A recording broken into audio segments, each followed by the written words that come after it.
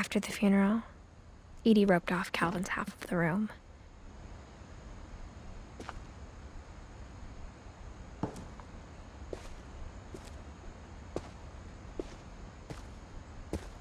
Mom said Grandpa Sam enlisted at 18 and never set foot in the room again.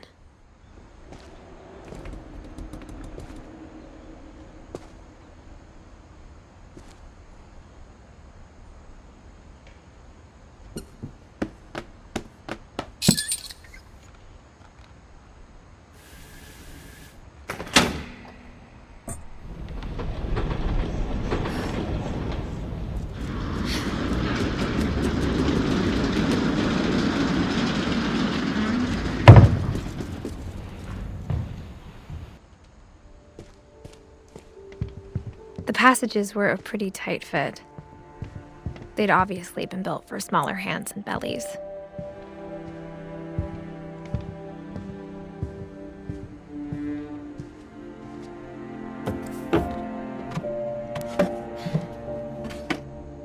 Growing up, I always thought of Barbara as a child star.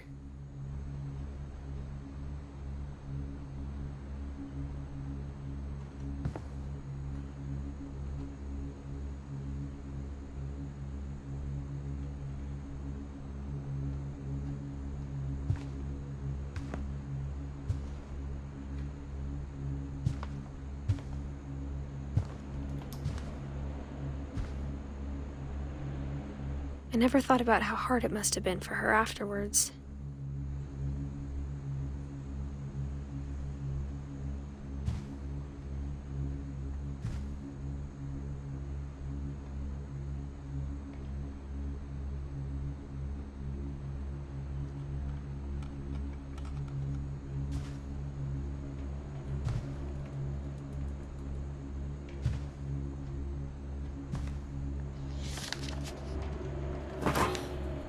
Of all the stories people wrote about Barbara's death, I'm surprised Edie saved this one.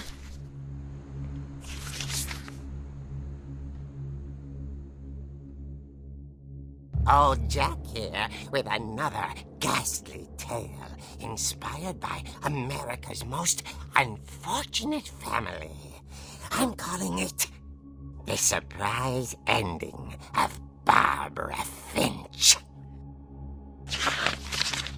As a child star, Barbara was famous for her scream.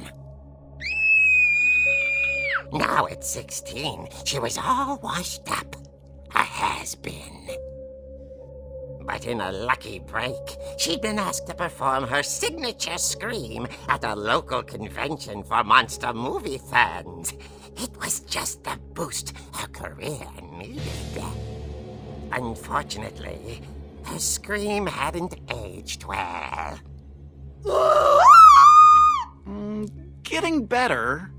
I think you just need the right motivation. Her biggest fan and current boyfriend, Rick, was about to demonstrate when... Now that was a great scream. It was Barbara's father, Sven. He'd slipped into a table saw and had to be rushed to the emergency room.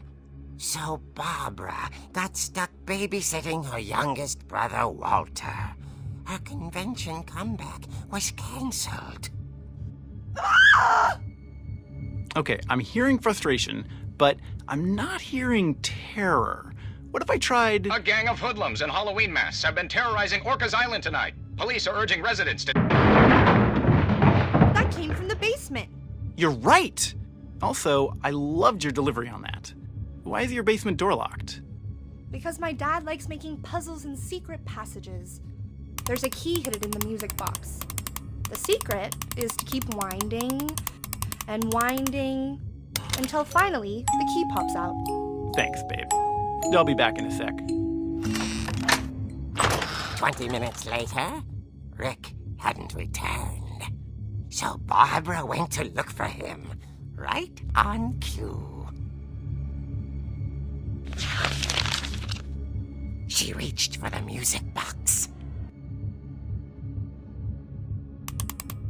And as she wound the key, she listened for Rick, but the house was silent.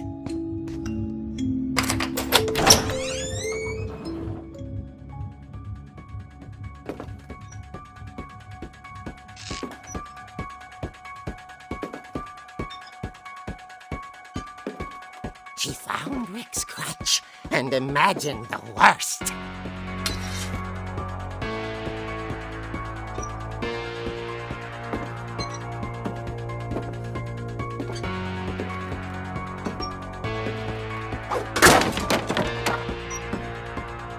The gang's leader is the infamous Hookman killer, Dr. Carl Hamill, who impaled and then ate his family 10 years ago tonight.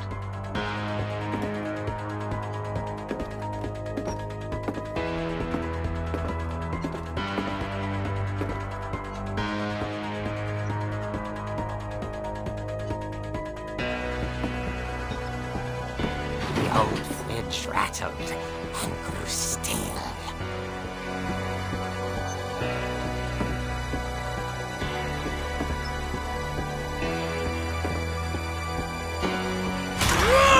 Oh dear! Oh! Rick? Barb, relax. I was just trying to scare you to help you find your scream. Well, I'm not scared, Rick. I'm furious. Then act furious. All I'm getting from you now is that you're hurt and confused and you're... She threw him out, but she kept a little something to remember him by. Barb, have you seen my other crutch? And she was still holding it when she fell asleep watching the late picture show. Hours later... Barbara! Walter, what's going on up there? Ah! Okay, I'm coming up, but if this is a trick, you're dead, Walter.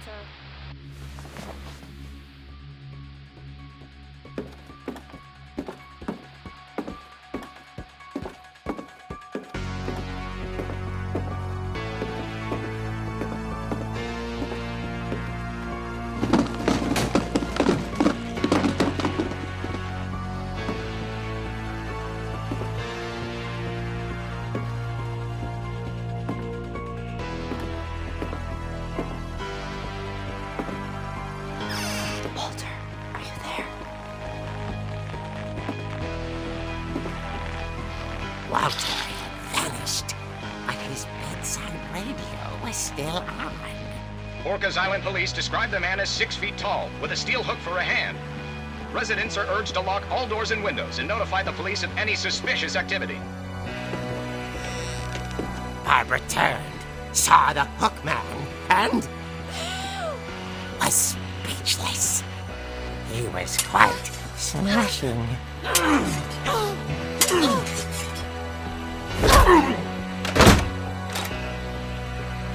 he was. He couldn't get enough of Barbara. Okay, Barbara, there's gotta be another way out of here.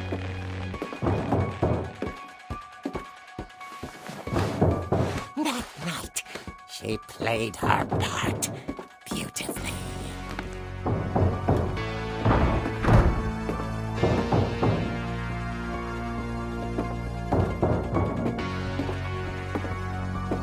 Molly's door hadn't been opened in years. The hinges groaned.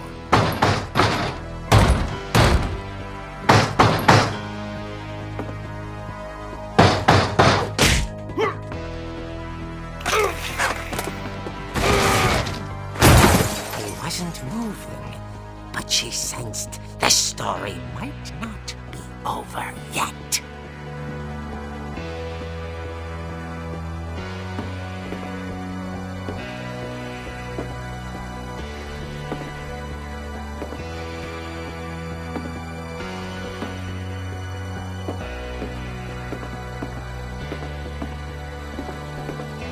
The hookman had vanished.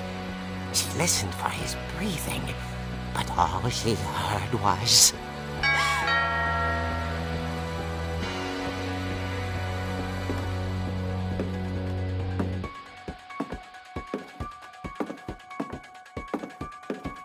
Someone at the door was dying to speak to young Barbara. At the door, she heard whispering. It was coming from inside the house.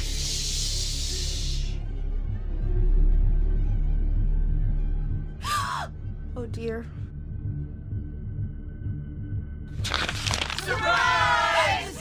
Bravo, Barbara! You were wonderful! The monsters had come to surprise her. For Barbara, it was a dream come true. Then she saw what kind of monsters they were, and she realized what was about to happen. She was going to be famous. And with her final breath, Barbara Finch gave the performance of her life.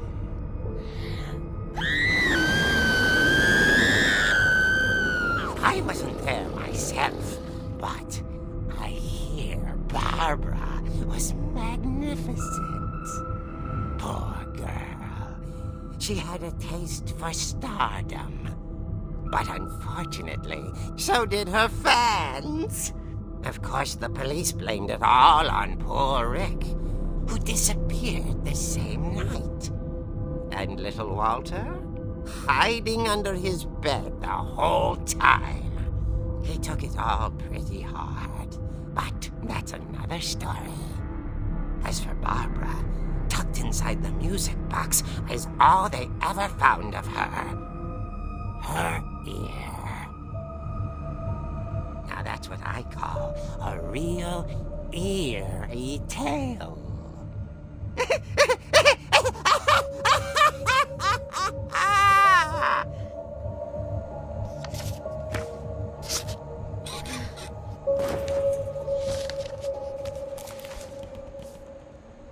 Edie told me all Barbara wanted was to be remembered, as absurd as that comic was. Maybe what Edie saw was a happy ending.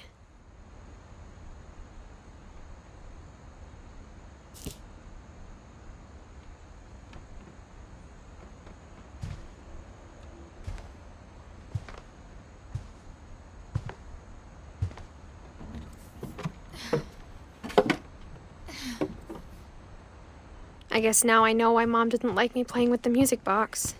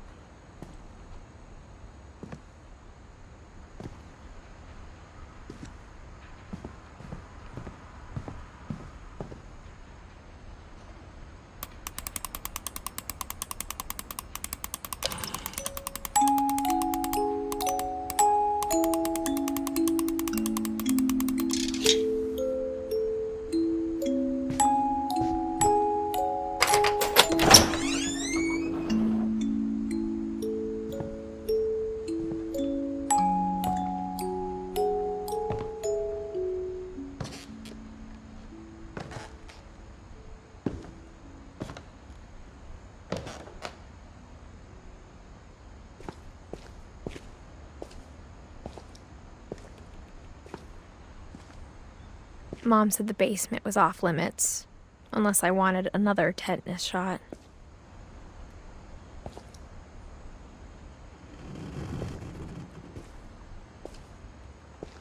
I saw Edie sneak down to the basement once, carrying packages.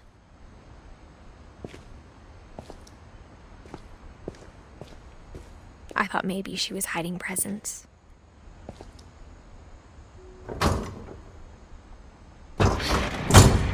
It turned out she was hiding a lot more than that.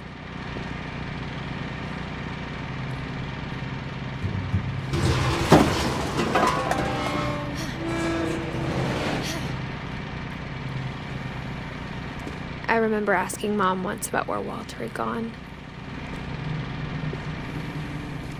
She said after Barbara died, he got as far away as he could.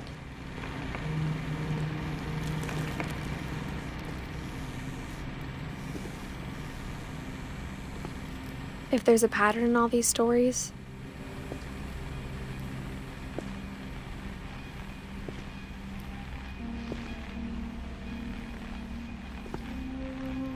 I think it's that none of us has gotten very far.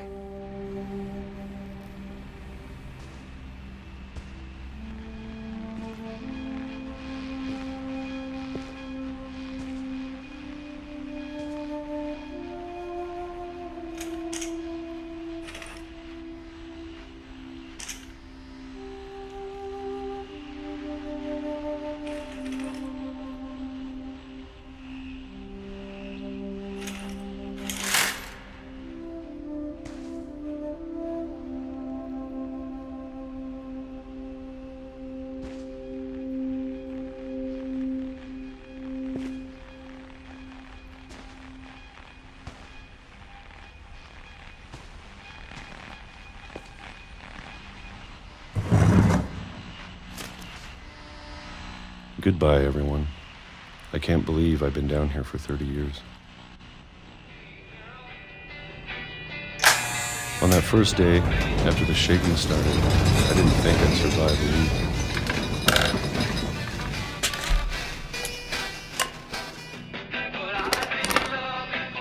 But after a few days, I settled into a routine.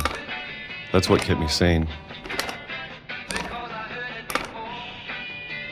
Having a schedule, living for today. I always expected to be dead tomorrow. But if you wait long enough, you get used to anything.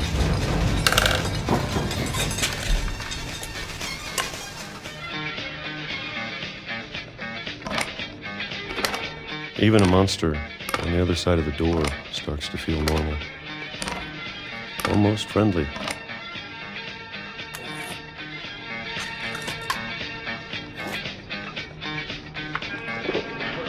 And then one day, everything just stopped.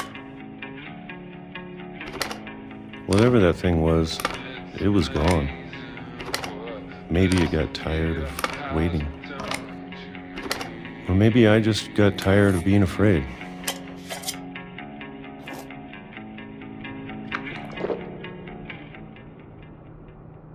It's been a week now, the longest in 30 years.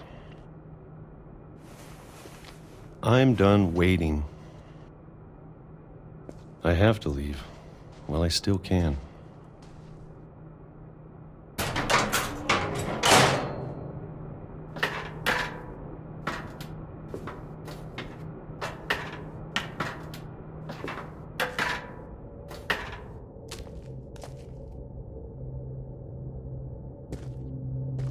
I know it's out there, somewhere. Whatever killed Barbara.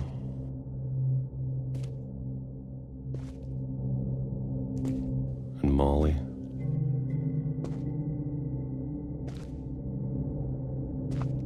And Calvin.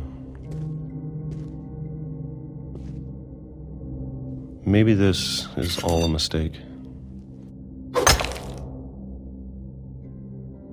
But I need to stop living the same day, even if it kills me.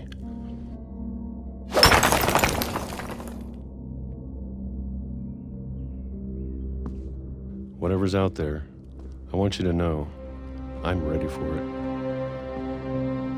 I'm going to appreciate all of it, especially the food. I don't mind if I only have a year left,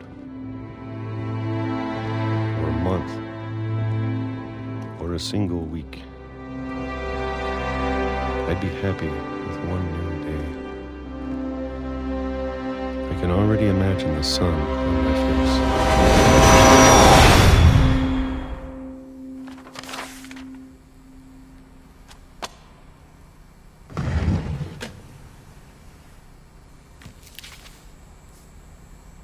Walter died when I was 6. I can't believe my mom never told me he was down here.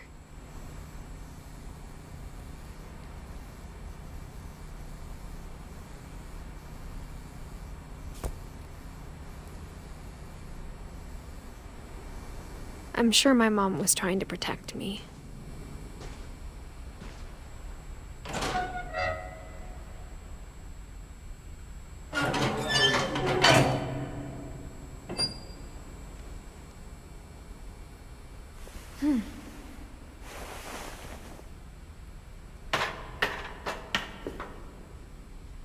Maybe she was afraid I'd end up like Walter.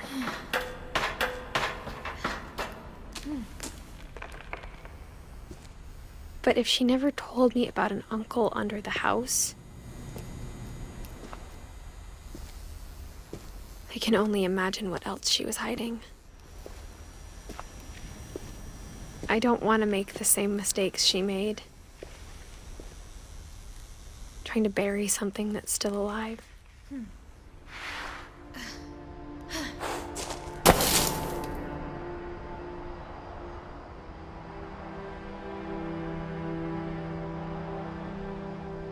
Now that there's only one of us left, Or maybe 2. I thought it was time I heard the stories for myself. And found out what happened to everyone else. But now I'm worried the stories themselves might be the problem. Maybe we believed so much in a family curse, we made it real.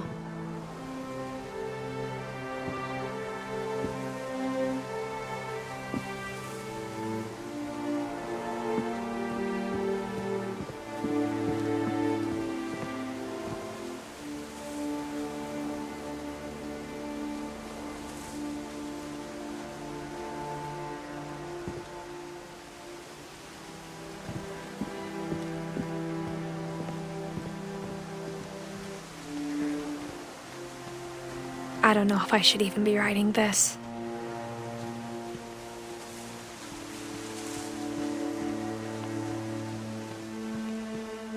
Maybe it'd be better if all this just died with me.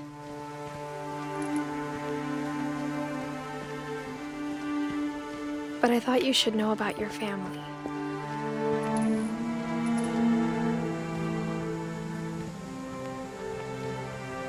And the history you're a part of.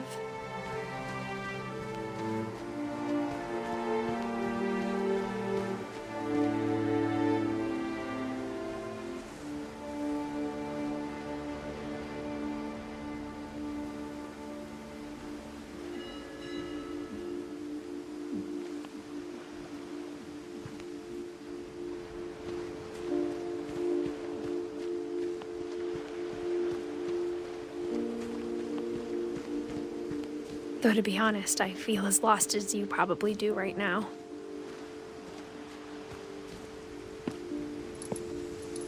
I think the people in these stories believed them, for what that's worth.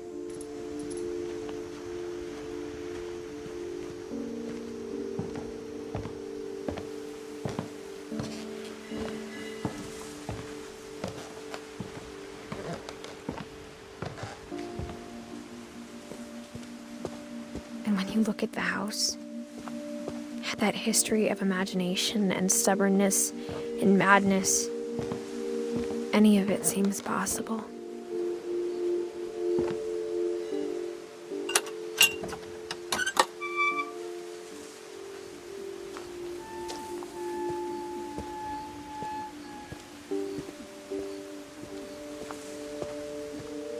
I think we've been surrounded by death for so long, we've just gotten used to it. What kind of family finishes building a cemetery before starting the house?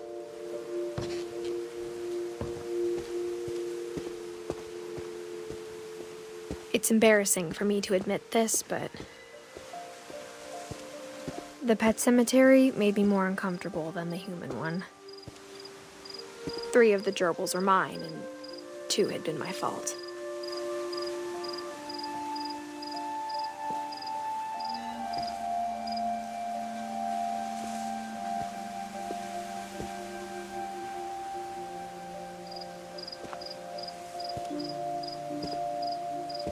Sven built the house, but it was Edie who designed the cemetery.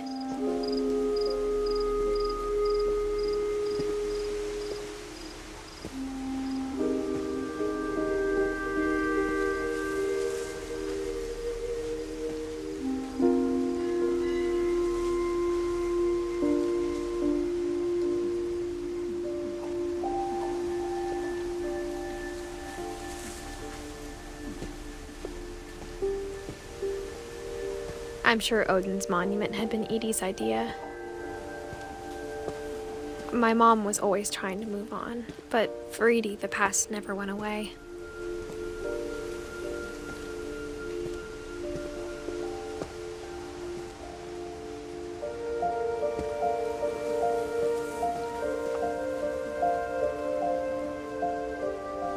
She could see it poking out of the water at low tide.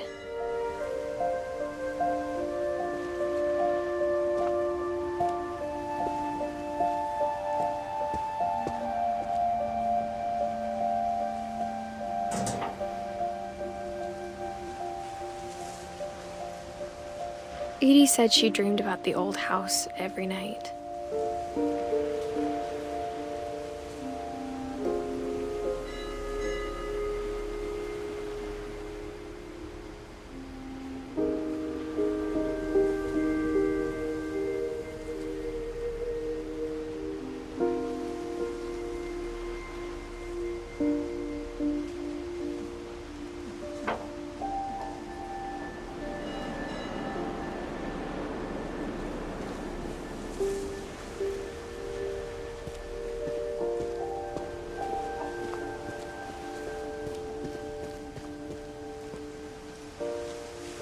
Edie's side was always easier for me to understand.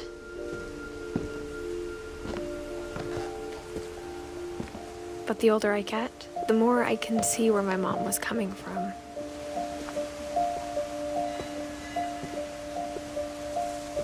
Her dad had been pretty strict, but it wasn't enough to save her brothers. She was just trying to do better.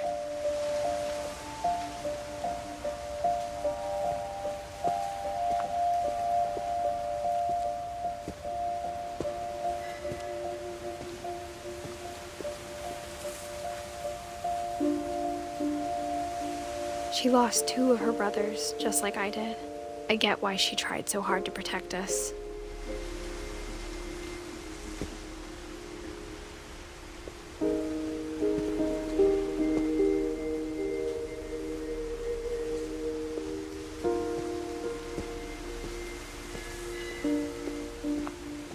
There's so many things I wish I could ask my mom now. Part of me thinks this is what she wanted all along. For me to come back someday and find everything out for myself.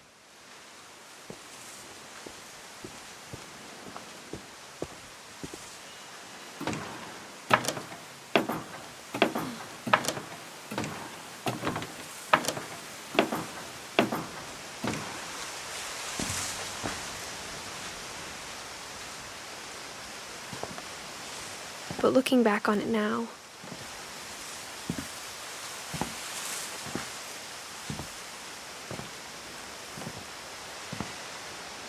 if she told me there was going to be so much climbing, I never would have come when I was 22 weeks pregnant.